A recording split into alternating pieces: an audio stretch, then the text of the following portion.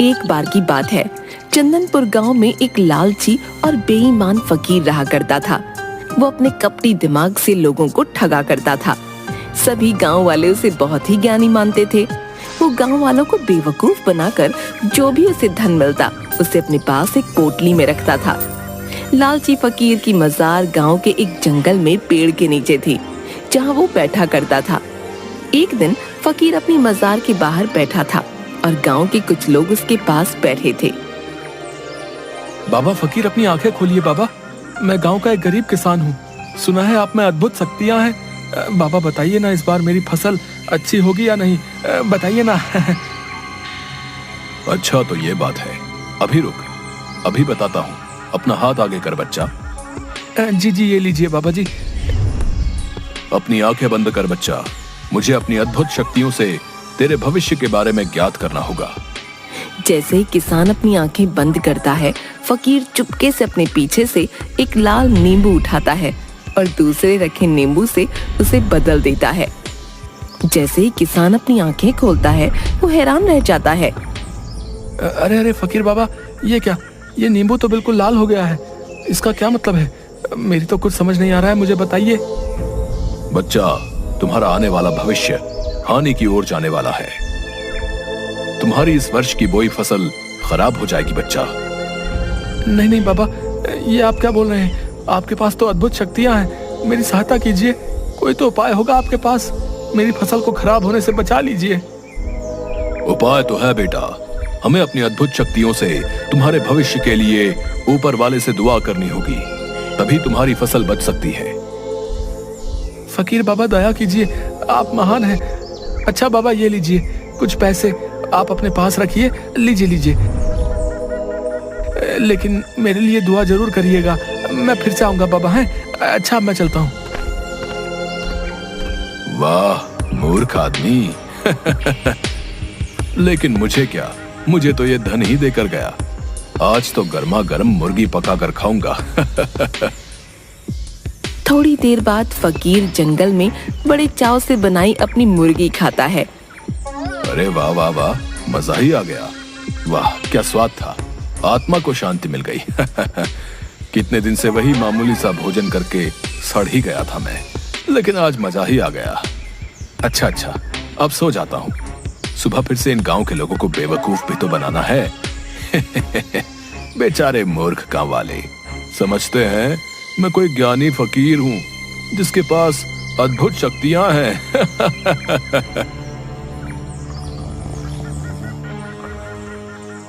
अगली सुबह गांव का एक युवक फकीर के पास आता है। फकीर मजार के पास बैठा होता है। फकीर बाबा की जय हो। बाबा की जय हो बाबा। बाबा, मैं आपके दर्शन के लिए पास वाले गांव से आया हूँ बाबा। मैं एक बनिया हूँ और आपके लिए कुछ अनाज की बोरियां लाया हूँ। सुना है आपके पास अद्भुत शक्तियां हैं। बाबा, मुझे आशीर्वाद दीजिए, मेरे घर धन की कभी कोई कमी नहीं आए। ऐसा ही होगा बच्चा, मेरा आशीर्वाद सदैव तुम्हारे साथ है। तुम्हारे पास धन की कभी कमी नहीं होगी। बहुत बहुत धन्यवाद बाबा। अच्छा, मैं आपके लिए अनाज की बोरियां लाया हूँ, उन्हें स्वीकार कीजिए बाबा। ये बात सुनकर फकीर बाबा खुश हो जाते हैं। अरे वाह वाह, अनाज की बोरियां। चलो आज तो इन्हें बेचकर खूब सारा धन आ जाएगा। वाह वाह, क्या बात है। तभी वो युवक बाबा फकीर को अनाज की बोरियां देता है। तभी ये सब गांव का एक जग्गी नाम का युवक, जो एक ठग होता है, छुप कर देख रहा होता है। अरे बाप रे, इस फकीर बाबा को ये आदमी तो इतनी सारी अनाज की बोरियां दे रहा है। आखिर इतनी सारी बोरियों का ये फकीर बाबा करेगा क्या? लगता है यहाँ हाथ साफ करने का पूरा मौका है। आज रात को ही इस बाबा की झोपड़ी से अनाज की बोरियां चुरा कर ले जाऊंगा।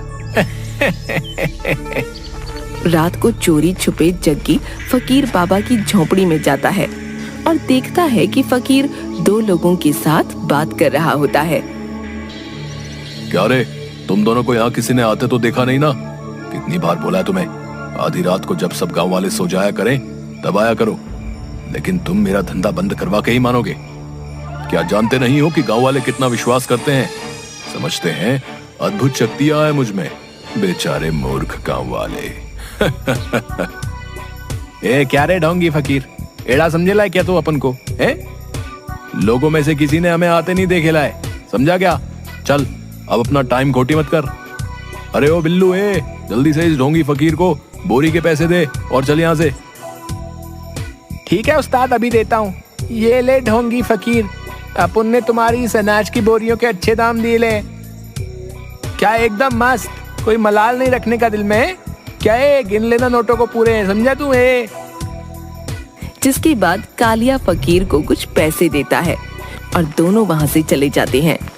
फकीर एक पोटली में, जिसमें पहले से ही काफी सारा धन होता है, उसमें उन पैसों को रखते हुए, अरे वाह वाह, देखो तो सही कितना सारा धन इकट्ठा हो गया है। अरे वाह वाह वाह, मैं अपनी चतुराई से इस गांव के लोगों को अच्छा बेवकूफ बनाता हूँ। लोग भी कितने मूर्ख हैं, मेरी बातों में आ भी जाते हैं। अच्छा, अब इस धन की पोटली को कहीं छुपा देता हूँ। हाँ। जिसके बाद वो अपनी झोपड़ी में ही उस पोटली को एक चादर के अंदर छुपा देता है और खुद भी उसी चादर पर सो जाता है। अब सो जाता हूँ, बहुत अच्छी नींद आएगी अब। अरे बाप रे, ये बाबा फकीर तो ठुल्लू बाबा निकला रे। गांव के लोग इस फकीर पाखंडी को बहुत शक्तिशाली मानते हैं और ये तो बस उन्हें ठगता है। अरे बारे ढोंगी बाबा फकीर, क्या खेल खेला रे तो गांव वालों के साथ? लेकिन मैं तुझे ऐसे नहीं जाने दूंगा। तू जानता नहीं, जग्गी ठग नाम है मेरा। बोले तो ठगों में सबसे बड़ा ठग, बोले तो जग्गी। गांव में लोगों को ठगना ही मेरा काम है। अब देखना तू बाबा फकीर, कैसे तेरी अक्ल ठिकाने आती है।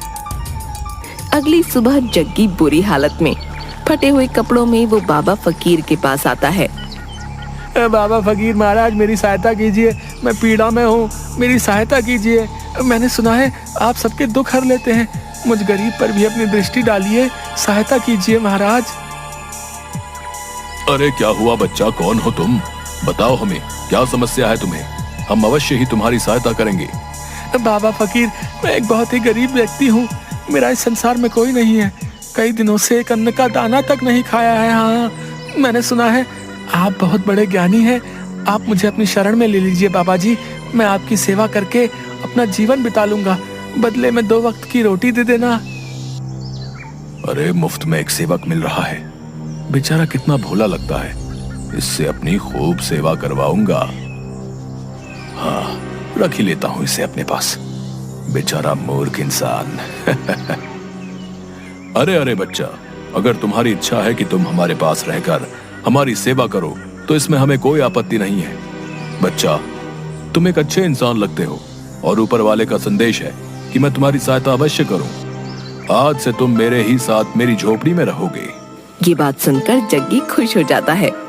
बहुत बहुत धन्यवाद बाबा फकीर, आप महान हैं, आपने मुझ गरीब पर इतनी कृपा की, आप महान हैं बाबा फकीर। जिसके बाद जग्गी फकीर के साथ रहने लगता है। जग्गी फकीर की झोपड़ी की साफ सफाई करता, उसके लिए रात्रि का खाना बनाता और उसकी खूब सेवा करता, और फकीर भी ऐसा मेहनती सेवक पाकर खूब खुश रहता। अरे इस ढोंगी बाबा फकीर की जिस धन की पोटली के लिए यहाँ आया हूँ, उसे तो ये हमेशा ही अपने साथ लिए घूमता है। ऐसे में आखिर कैसे चुराऊं मैं इस धन की पोटली को? लगता है मुझे प्रतीक्षा ही करनी पड़ेगी, आखिर कभी तो हाथ आएगी ही इसकी धन की पोटली। तभी एक आदमी और उसकी पत्नी अपने छोटे से बेटे को लेकर बाबा फकीर के पास आते हैं। बाबा फकीर, देखिए तो जरा मेरे बेटे को क्या हो गया है, भोजन करते करते अचानक से मूर्छित होकर गिर गया है। देखिए ना बाबा जी, हमने बहुत सुना है आपके बारे में, हम पास वाले गांव से आए हैं, आप सबसे ज्ञानी और विद्वान हैं, कुछ तो कीजिए।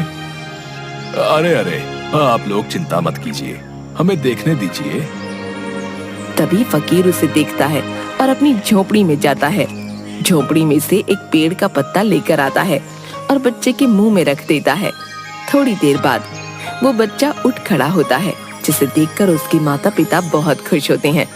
अरे आप तो सच में महान हैं बाबा जी, गांव वाले आपके बारे में एकदम सही कहते हैं, मेरे बच्चे को आपने स्वस्थ कर दिया, आप में महान शक्तियां हैं। बाबा फकीर, आप महान आत्मा हैं, अगर आज हमारे बच्चे को कुछ हो जाता तो हम भी जीवित नहीं रह पाते। आपका बहुत बहुत धन्यवाद बाबा जी। तभी उस आदमी की पत्नी अपने सारे गहने उतार कर फकीर को देती है। ये लीजिए, मेरे बच्चे के प्राण बचाने के लिए मैं आपको ये देना चाहती हूँ। इन्हें स्वीकार कर लीजिए बाबा जी, मैं आपकी सदैव आभारी रहूंगी। फकीर वो गहने देखकर बहुत खुश हो जाता है।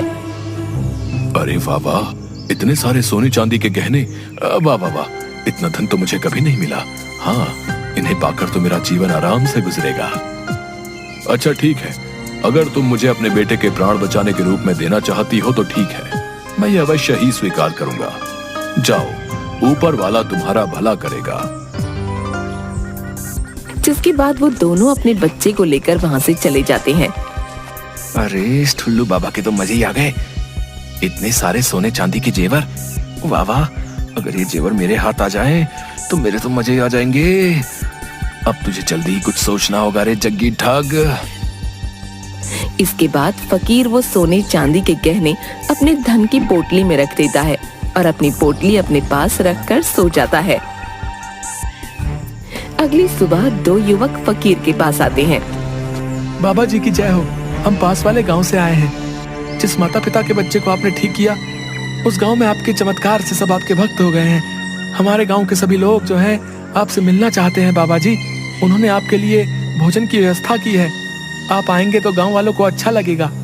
आप आएंगे ना बाबा? अरे वाह वाह, ये तो बहुत खुशी की बात है। अब इस गांव के साथ साथ दूसरे गांव के लोगों को भी मूर्ख बनाने का मौका मिलेगा। हाँ, अब तो मेरे पास और धन आ जाएगा और चारों तरफ मेरी ही जय जयकार होगी। अरे वाह, कमाल हो गया। अच्छा अच्छा ठीक है, अगर तुम्हारे गांव वालों की यही इच्छा है तो हम कल सुबह तुम्हारे गांव अवश्य आएंगे। जो आ गया बाबा फकीर। अच्छा, अब हम चलते हैं। जिसके बाद वो दोनों वहाँ से चले जाते हैं। अरे बाबा फकीर जी, क्या सच में सुबह पास वाले गांव में जाएंगे आप? लेकिन बाबा फकीर, आप तो कभी अपनी इस मजार से बाहर नहीं जाते हैं। अरे मूर्ख, ये सच है, हम कहीं नहीं जाते। लेकिन पास वाले गांव के लोगों ने हमें बहुत प्यार और आदर के साथ आमंत्रित किया है। ऐसे में हमें ऊपर वाले का आदेश है, हम वहां अवश्य ही जाएं। इसलिए हम कल सुबह ही पास वाले गांव के लिए निकल जाएंगे और तुम भी हमारे साथ ही चलोगे। जग्गी ये बात सुनकर थोड़ा हैरान हो जाता है। क्या आप मुझे भी अपने साथ ले जाना चाहते हैं? जो आपका आदेश बाबा फकीर, मैं आपके साथ अवश्य ही चलूंगा। हाँ। जिसके बाद अगली सुबह फकीर अपनी धन की पोटली अपने साथ लिए जग्गी के साथ पास के गांव जाने के लिए निकल पड़ते हैं। वो जंगल के रास्ते से जा रहे होते हैं। काफी दूर पैदल चलते हुए अचानक से फकीर का पांव एक गड्ढे में फिसल जाता है और वो उस गड्ढे में गिर जाता है। गड्ढे में गिरते ही सारी मिट्टी फकीर के शरीर पर लग जाती है। अरे बाबा फकीर, गड्ढे में गिरने की वजह से आपके पूरे शरीर पर मिट्टी चिपक गई है। अगर ऐसे में लोग आपको देखेंगे तो पहचान नहीं पाएंगे। यहीं पास में ही एक नदी है, आप वहां चलकर स्नान कर लीजिए। कितनी बदबू भी आ रही है। नहीं नहीं, मैं स्नान नहीं कर सकता, मेरे पास धन की पोटली है। स्नान करूंगा तो सारा धन नदी के पानी की वजह से व्यर्थ हो जाएगा। नहीं नहीं, मैं ऐसे ही आगे जाऊंगा। अरे बाबा फकीर, आप अपनी स्थिति को तो देखिए, मैं ही आपको नहीं पहचान पा रहा हूँ। कहीं ऐसा ना हो कि पास वाले गांव के सभी लोग आपको देखते ही भयभीत हो जाएं। नहीं नहीं बाबा फकीर, मुझे लगता है आपको स्नान कर ही लेना चाहिए। जग्गी की ऐसी बातें सुनकर फकीर सोच में पड़ जाता है। अच्छा तो ठीक है, अगर तुम चाहते हो कि हम स्नान करें तो हम अवश्य ही स्नान करेंगे। चलो नदी के पास ले चलो हमें। जैसी बाबा जी आपकी आज्ञा, चलिए मेरे साथ। जिसके बाद दोनों एक नदी के पास जाते हैं। ये देखिए बाबा जी, ये रही नदी, कर लीजिए स्नान। अच्छा ठीक है, लेकिन पहले मैं अपनी धन की पोटली को कहीं छुपा देता हूँ। हाँ। इसके बाद फकीर को एक बहुत बड़ा पत्थर दिखता है। हाँ हाँ, ये जगह ठीक रहेगी धन की पोटली छिपाने के लिए। वो उस पत्थर के पीछे धन की पोटली छुपा देता हूँ।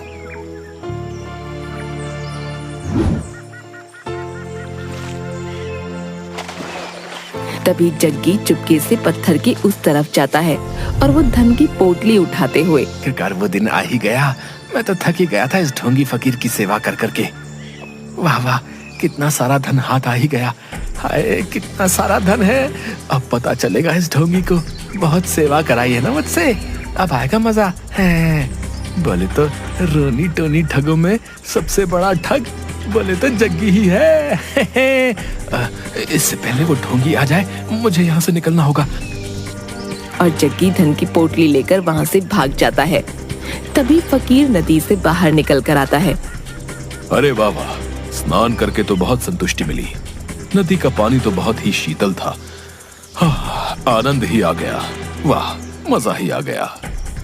फकीर आसपास देखता है लेकिन जग्गी उसे कहीं नहीं दिखता और फकीर घबरा जाता है। वो ये देखकर हैरान हो जाता है कि उसकी धन की पोटली भी वहाँ नहीं है और वो समझ जाता है कि जग्गी उसकी धन की पोटली लेकर भाग गया। हाय हाय, ये क्या हो गया। वर्षों से जो धन लोगों को मूर्ख बनाकर अर्जित किया था, वो कोई और मुझसे मूर्ख बनाकर ले गया। हाय हाय, ये क्या हो गया। लगता है ईश्वर ने मेरे ही किए की सजा मुझे दे दी है। हाय हाय, ये क्या हो गया।